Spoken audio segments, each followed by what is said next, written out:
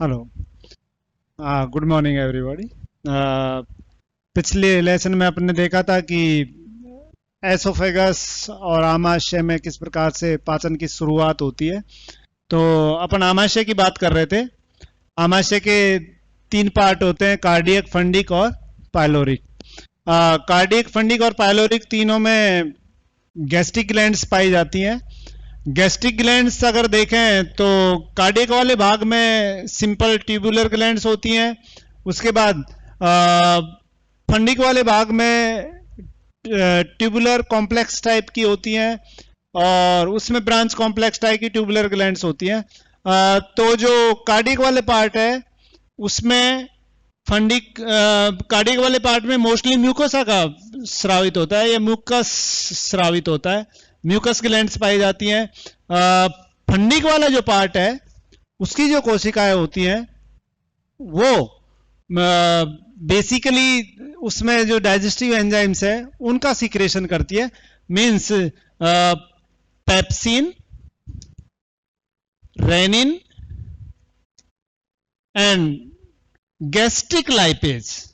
Gastric शब्द इसलिए लिखना है कि क्योंकि लाइपेज का श्रावण आगे स्मॉल इंटेस्टाइन में होता है मुख्यतः, और लाइपेज का मुख्य काम जो वसा का पाचन है वो मुख्यतः स्मॉल इंटेस्टाइन में ही होता है। लेकिन कुछ मात्रा में गैस्ट्रिक जूस में भी लाइपेज पाया जाता है, उसको गैस्ट्रिक लाइपेज के नाम से जाना जाता है। खास बात ये होती है कि ये लाइपेज अम्लीय माध्यम में काम करता है, जबकि स्मॉल इंटेस्टाइन में पाया जाने वाला लाइपेज क्षारीय माध्यम में काम करता है। तो इन दोनों में बेसिक डिफरेंस यही आएगा। अब जो खाना एसोफेगस से होता हुआ आमाशय में एंटर किया उसको बॉलस मूवमेंट के थ्रू वो आमाशय में आया। आमाशय में आने के बाद उसकी गैस्ट्रिक ग्लैंड स्टिमुलेट होती हैं। गैस्ट्रिक ग्लैंड स्टिमुलेट होने के बाद वहां पर दोनों प्रकार की कोशिकाएं, क्योंकि जो लाइनिंग्स हैं उसमें दो प्रकार की कोशिकाएं पाई जा रही हैं।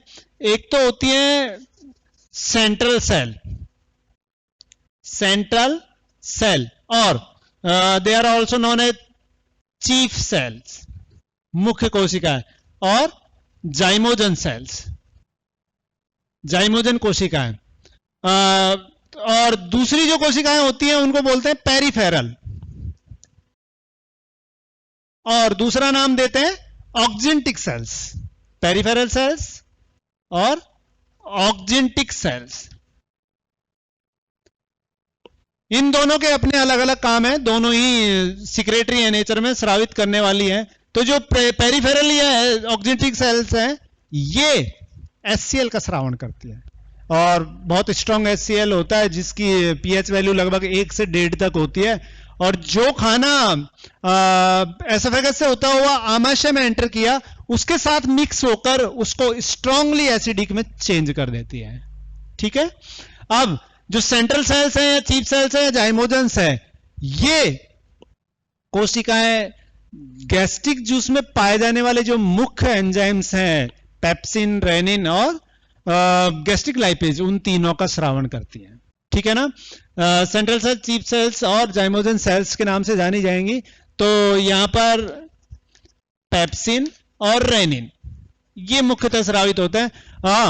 आमाशय का जो तीसरा पार्ट है जो कि स्मॉल इंटेस्टाइन से जुड़ा होता है, स्मॉल इंटेस्टाइन के भी डुओडेनम वाले पार्ट से या ग्रहणी वाले भाग से जुड़ा होता है, उस पाइलोरिक स्टोमक से स्रावित होता है आपके गैस्ट्रिक लाइपेज।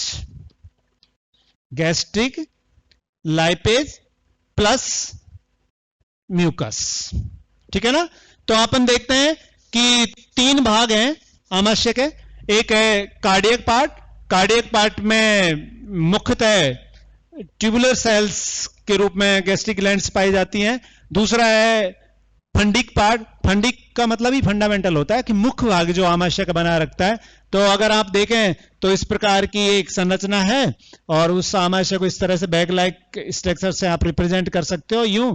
तो यहां से यहां तक के अगर भाग को देखें तो कार्डियक भाग, इधर ये फंडिक पार्ट और ये पाइलोरिक पार्ट जिसमें कि ये ड्यूडेनम में ऐसे जुड़ जाता है।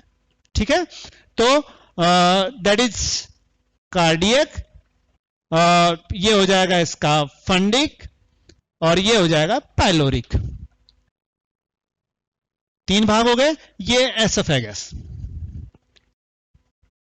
और यहां दोनों पे, यहां पे और यहां पे दोनों पे ही स्फिंक्टर मसल्स की रिंग्स पाई जाती हैं, जो इसमें एंटर करने वाले खाने को ऊपर की तरफ मूव नहीं करने देंगी, वो उसको क्लोज कर देगी। स्फिंक्टर वाल्व्स पाए जाते हैं।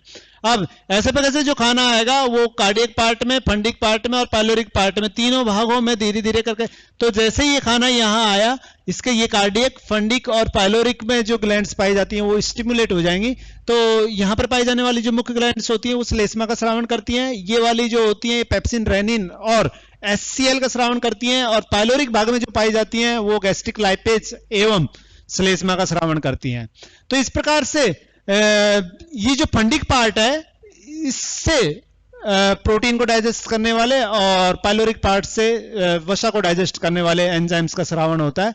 तो आप देखेंगे कि सेंट्रल सेल्स, चीफ सेल्स और जाइमोजिन होती है वो पेप्सिन और रेनिन को स्रावित करती हैं, जबकि पेरिफेरल या ऑक्जेंटिक सेल्स होती हैं। ये कई बार जीके में भी क्वेश्चन आता है जनरल साइंस में कि which cells are responsible to secrete the HCl in stomach और गैस्ट्रिक जूस, कि आमाशय रस या जठर रस में कौन सी कोशिकाएं होती हैं जो हाइड्रोक्लोरिक अम्ल को स्रावित करने का काम करती हैं। तो आपका आंसर होना चाहिए कि ऑक्जेंटिक सेल्स। मुख्यतः ऑप्शन में ऑक्जेंटिक ही होता है, पेरिफेरल कम आता है, तो पेरिफेरल चलिए ऑक्जेंटिक सेल्स, ठीक है ना। अब यहां जो इसकी लाइकनिंग देखें अगर सब मुख्य से, तो इसमें सिंपल ट्यूबुलर सेल्स पाई जाती हैं, इसमें कॉम्प्लेक्स ट्यूबुलर पाई जाती हैं, और इसमें कॉम्प्लेक्स कॉइल्ड ट्यूबुलर, मतलब कॉम्प्लेक्स ट्यूबुलर तो है लेकिन कॉइल्ड फॉर्म में है वो, इस प्रकार से। और सारी की सारी जो गैस्ट्रिक ग्लैंड्स है वो कॉलमनार सेल्स की बनी हुई होती हैं। हाँ, कार्डियक वाले पार्ट में जो कॉलमनार सेल्स पाई जाती हैं वो, उनका जो साइटोप्लाज्म होता है वो ग्रेनुलर होता है, कणिकीय होता है, तो वो इस प्रकार के होते हैं। अब इन जो कॉम्प्लेक्स ट्यूबुलर सेल्स हैं या ग्लैंड्स हैं, इनमें फंडिक वाले पार्ट में ये दोनों प्रकार की कोशिकाएं मुख्यतः पाई जाती है। मींस उनकी लाइनिंग में सेंट्रल सेल्स पाई जाएंगी और पेरिफेरल सेल्स पाए। सेंट्रल सेल्स पेप्सिन और रेनिन का स्रावण करेंगी और पेरिफेरल सेल्स जो होती हैं वो एचसीएल का स्रावण करेंगी, ठीक है।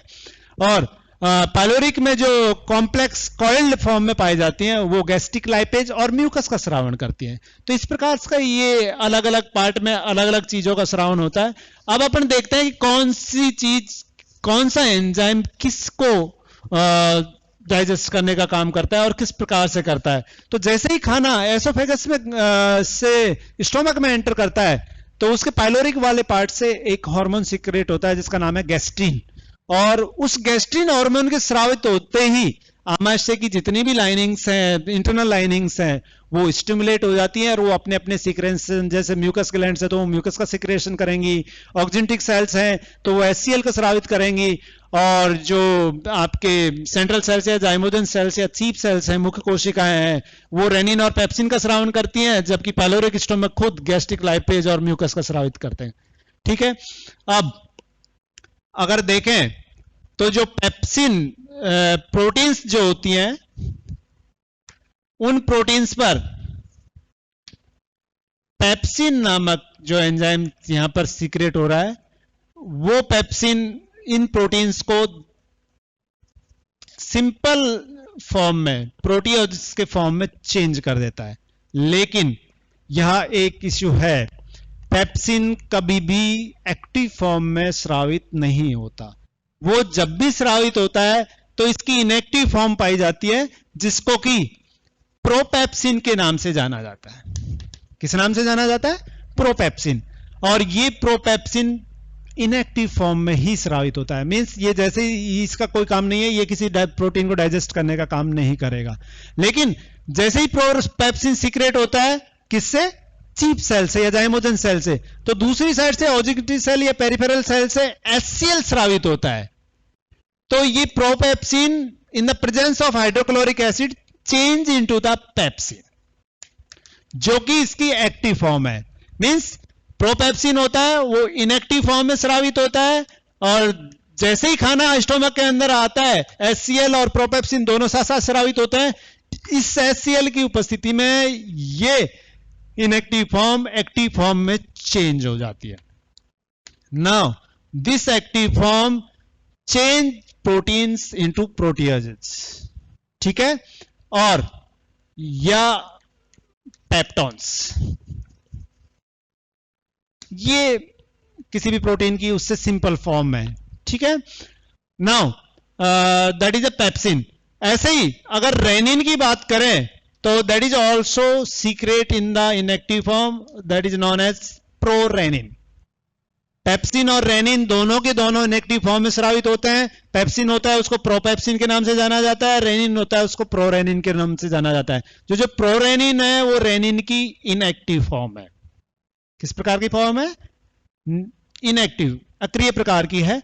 और ये prorennin in the presence of HCl और पेप्सिन।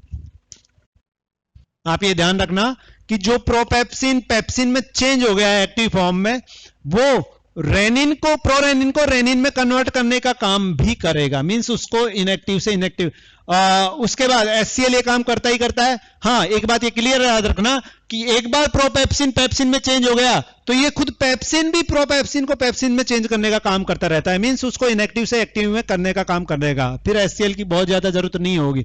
तो यहां पर ये जो रेनिन होता है ये मिल्क प्रोटीन को डाइजेस्ट करने का काम करेगा। मींस दूध में पाई जाने वाली जो प्रोटीन होती है जिसको कि कैसीन के नाम से जानते हैं, उस कैसीन को ये रेनिन डाइजेस्ट करेगा। तो यहां पर जो भी दूध आप पीते हो उसमें एक प्रोटीन पाई जाती है जिसका नाम होता है casein. Casein in the presence of rennin, उसकी इनएक्टिव फॉर्म की बात करेंगे, चेंज इज द पैराकैसिन। किसमें चेंज हो जाएगा? पैराकैसिन। ठीक है, ये किसमें चेंज हो जाएगा? पैराकैसिन, या आप इसको कहेंगे caseinogen. Caseinogen, casein in the presence of rennin change into the caseinogen. और ये कैसिनोजन जो होता है in the presence of calcium ions change into the calcium paracaseinate. किसमें चेंज हो जाएगा? कैल्शियम पैराकैसिनेट, जो कि उसकी कर्ड लाइक कंपोजिशन है, दही की जैसी संरचना जो होती है। कैसिनोजन में चेंज होगा, ये कैसिनोजन कैल्शियम की उपस्थिति में कैल्शियम पैराकैसिनेट में चेंज हो जाएगा। ठीक है ना? तो इस प्रकार से दोनों प्रोटीन्स का, जो कि एक साधारण दाल, मीट, अंडे जो में प्रोटीन पाई जाती हैं, उनको पेप्सिन प्रोटीन्स को किसमें? पेप्टियोजेज में चेंज कर देगी या पेप्टॉन्स में चेंज कर देंगे, जो कि इसकी किसी भी प्रोटीन की उससे सिंपल फॉर्म है, जो कि ये पॉलीएमाइन से बनी होती है जबकि ये कम मॉलिक्यूल से मिलकर बनी हुई होगी। ऐसे ही प्रोरेनिन को रेनिन में कन्वर्ट करने का काम भी पेप्सिन करती है, साथ में HCl भी उसको इनएक्टिव से एक्टिव चेंज करने का काम करेगा। मिल्क में पाई जाने वाली जो प्रोटीन होती है कैसीन की फॉर्म में, वो रेनिन की उपस्थिति में कैसिनोजन में चेंज हो जाएगी, और वो कैल्शियम आयंस की प्रेजेंस में कैल्शियम पैराकैसिनेट में चेंज हो जाएगी, जो कि एक कर्ड लाइक सब्सटेंस है, दही जैसा पदार्थ है। ठीक है ना? तो ये जो दही जैसा पदार्थ है ये आगे जाके फिर इमल्सिफायर्स के द्वारा इसमें से लाइपेज वगैरह जो होते हैं वो यूज हो जाएंगे। उसके अलावा पाइलोरिक स्टोमक से सीक्रेट होने वाला जो है आपके गैस्ट्रिक लाइपेज,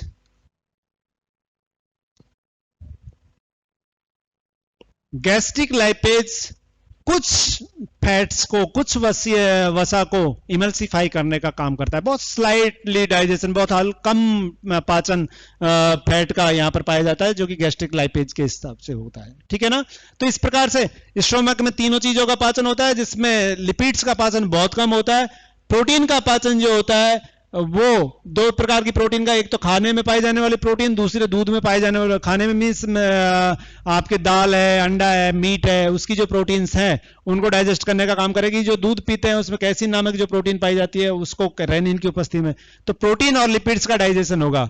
साथ ही जो सैलाइवरी एमाइलेज से जो डाइजेशन स्टार्ट हुआ था, वो डाइजेशन जैसे स्टोमक में आएगा तो वो HCl की उपस्थिति में अपने आप ही डिसइंटीग्रेट हो जाता है। जो सैलाइवरी एमाइलेज होता है वो अपने आप ही विघटित हो जाता है और कार्बोहाइड्रेट का डाइजेशन यहाँ आके रुक जाएगा, इसमें कार्बोहाइड्रेट का डाइजेशन नहीं होगा।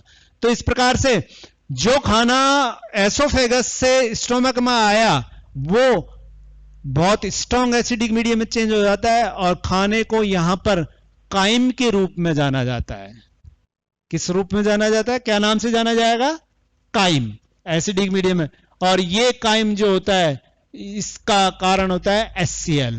HCl जो इस खाने को लगभग 1.8 से 2.0 की पीएच तक कन्वर्ट कर देता है, 1.5 से 2 की पीएच में भी इसके कन्वर्जन हो जाता है। किसकी वजह से? उस HCl के मिक्स होने की वजह से। तो पेप्सिन, रेनिन और गैस्ट्रिक लाइपेज, ये तीनों ऐसे एंजाइम है जो acidic medium means strong acidic medium में काम करेंगे। उसके बाद जैसे ही ये खाना यहां से डियोडिनम में एंटर करेगा, ये तीनों एंजाइम वहां काम करना बंद कर देंगे। कारण ये होता है कि स्मॉल इंटेस्टाइन में पैंक्रियाटिक जूस, बाइल जूस और बहुत सारे एंजाइम्स अपनी इंटेस्टाइनल वाल के द्वारा या सब म्यूकोसा के द्वारा सीक्रेट होते हैं। तो उन बाइल जूस की उपस्थिति में जो मीडियम यहां पर एसिडिक था वहां जाकर स्लाइटली एल्कलाइन हो जाता है, हल्का सा क्षारीय हो जाता है। और जैसे ही माध्यम अम्लीय से क्षारीय में चेंज होता है, ये पेप्सिन, रेनिन और गैस्ट्रिक लाइपेज अपने आप ही डिसइंटीग्रेट हो जाते हैं, अपने आप ही खत्म हो जाएगा, इनका काम खत्म हो जाएगा। तो इस प्रकार से इन तीन चीजों को अपन देखेंगे कि ये स्टोमक में आमाशय में पाचन के रूप से जाने जाएंगी। अब दो तीन चीजें हैं जो क्वेश्चन मन में आता है कि पेप्सिन और रेनिन दोनों प्रोटीन डाइजेस्टिव एंजाइम्स हैं, उसके बाद भी आमाशय की खुद की दीवार है, उस सेल से मिलकर बनी हुई है, कोशिकाओं से मिलकर बनी हुई है। और वो कोशिकाएं की दीवारों का अगर देखें तो प्रोटीन और लिपिड्स का उसका कंपोजिशन होता है, ठीक है ना। तो प्रोटीन की बनी हुई दीवार होने के बाद भी पेप्सिन और रेनिन से वो डाइजेस्ट नहीं होती। तो उसके पीछे सीधा सा कारण होता है कि पेप्सिन और रेनिन दोनों का जो सिक्रेशन है वो प्रोपेप्सिन और प्रोरेनिन मींस इनएक्टिव फॉर्म में होता है। और जब भी खाना आता है स्टोमक में, जब खाना एंटर करेगा उसके बाद ही वो सेल सिस्टम, जैसे ही खाना एंटर करेगा, जैसे ही खाना एंटर करके स्टोमक की दीवार को टच होता है, वो स्टिमुलेट होती है, वहां से सिक्रेटिन करके जो हार्मोन होता है वो स्रावित होता है और वो आमाशय की दीवार को कहता है कि ग्लैंड्स को कहता है कि अब आप अपने सीक्रेशन से या गैस्ट्रिक जूस को सीक्रेट कीजिए।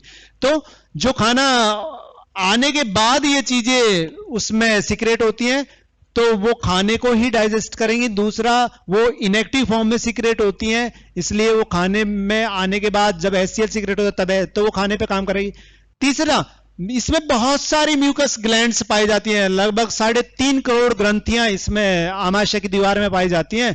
उन ग्रंथियों से बहुत सारा म्यूकस स्रावित होता है जो आमाशय की दीवार होता है उसमें इंटरनल लाइनिंग बना देता है।